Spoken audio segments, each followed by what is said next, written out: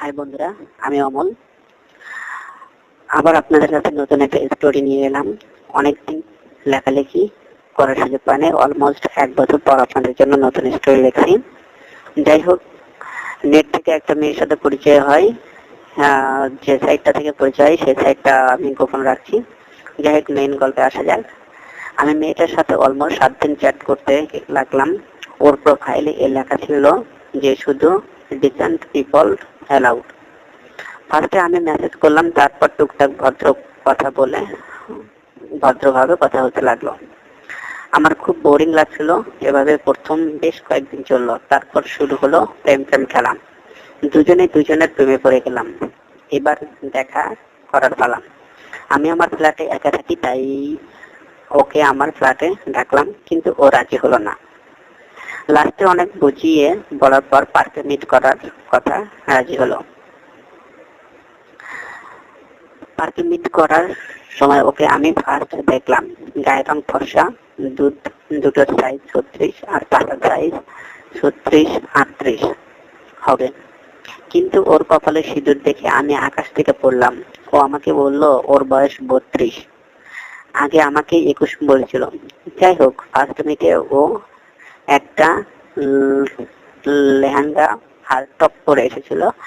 পার্কে গাছের আড়ালে বসে দুজন মিলে গল্প শুরু করলাম। আমি ভাবলাম, ম্যারিড বৌদি যখন বন্ধুত্ব করেছে তখন নিশ্চয়ই খিদে আসে শরীরে। আমি গল্প করতে করতে আস্তে আস্তে ওর শরীরে বিভিন্ন বাহানাতে কাজ করতে লাগলাম। তারপর ওর তারিফ শুরু করলাম। মেয়েদের তারিফ করলে মেয়েরা খুব বেশি হয়, সেটা আমার আগে থেকেই জানা ছিল। খুব খুশি হয়। তারপর ওকে ঠোঁটে হঠাৎ কিস করলাম।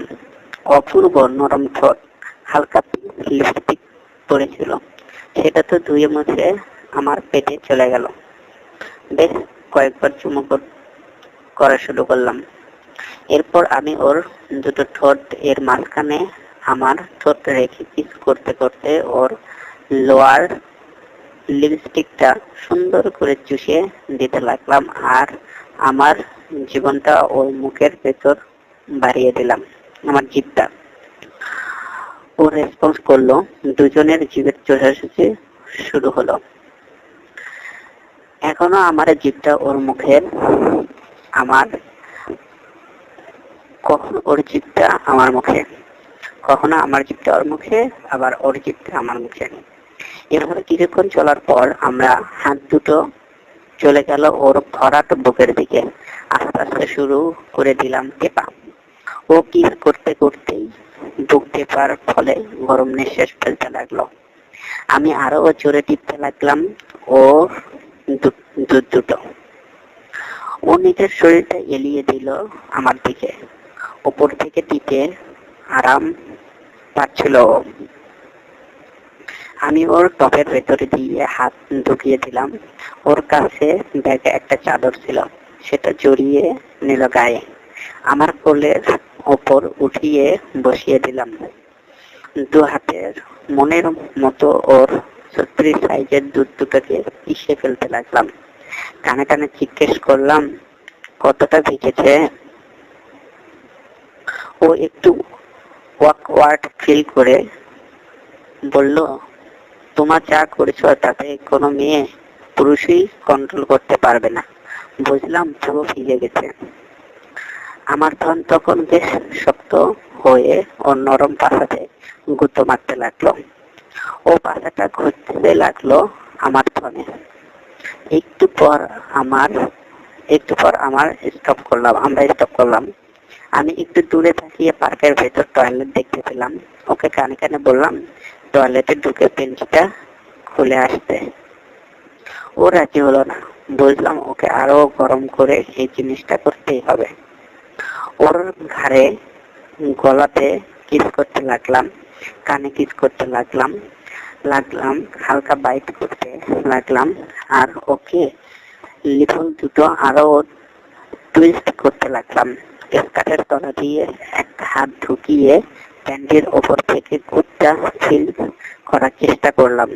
হাত দিয়ে দেখি পুরো প্যান্টটি সামনেরটা ভিজে গেছে।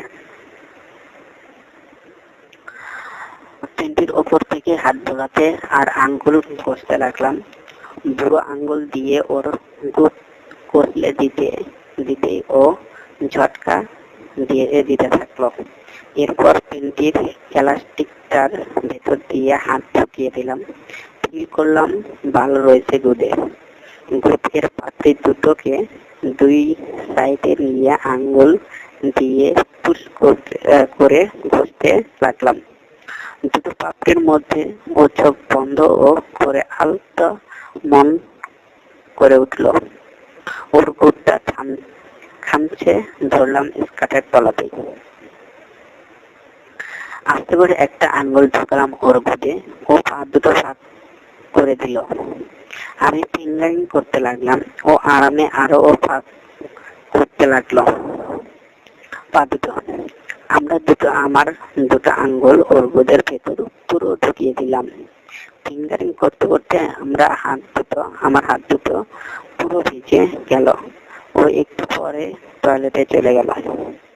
ফিরে আসার পর আরেক রাউন্ড চুম্বাচুমি চাটাচাটি আর দুটি করতে করতে আমার একটা হাত নিচের কাঠের তলাতে ঢুকিয়ে নিল।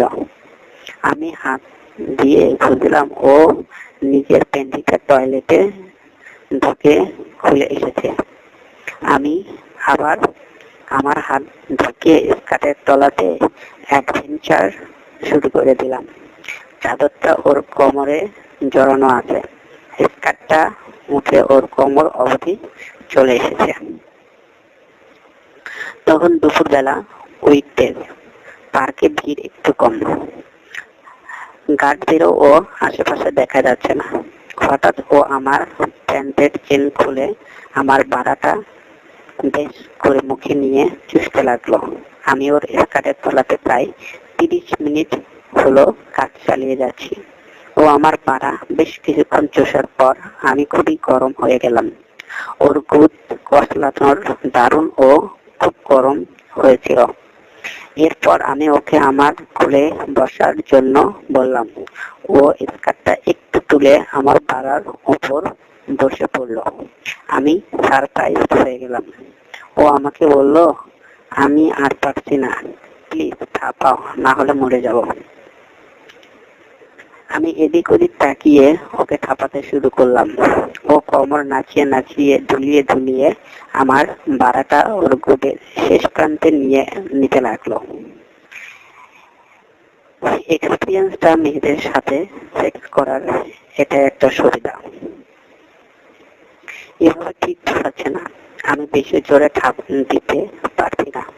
পার্কের ঘাসের মধ্যে ওকে শুয়ে ওপরে চাদর ঢাকা দিয়ে কোনো দিকে না তাকিয়ে ওকে থাপাতে লাগলাম। চোখ বন্ধ করে গায়ে যত জোর আছে তত জোরে থাপিয়ে চললাম ফুল স্পিডে। ও আর থাকতে না পেরে মর্নিং স্কার্ট করে দিল। দুজনেই ফুল ফুটতে তখন সেক্সের খেলাতে মত্ত হয়ে উঠেছি। তারপর বেশ কিছুক্ষণ থাপানোর পর ওর গুদে আমার জমানো বীর্য পুরো ঢেলে দিলাম। তারপর বাড়ি ফেরার টাইমে দেখি ওর স্কার্টের পেছন দিকটা পুরো ভিজে গেছে। গা থেকে আষ্টে গন্ধ বেরোচ্ছে। ও আবার টয়লেটে গিয়ে ড্রেসটা ঠিক করে নিল। বন্ধুরা, আমার স্টোরি পড়ে যদি ভালো লাগে তবে কমেন্টে জানাবেন। আগের গল্পগুলোতে বেশ ভালো ফিডব্যাক পেয়েছি, তাই এটার ফিডব্যাক পাওয়ার জন্য অপেক্ষা করছি। আপনাদের এই ফিডব্যাক গুলো আমাকে আরো গল্প লিখতে সাহায্য করবে, কিন্তু আপনাদের ফিডব্যাক না পেলে আমি নেক্সট স্টোরি লিখবো না। সকলকে অসংখ্য ধন্যবাদ। অবশ্যই আমার এই চ্যানেলটিতে সাবস্ক্রাইব করবেন। ধন্যবাদ।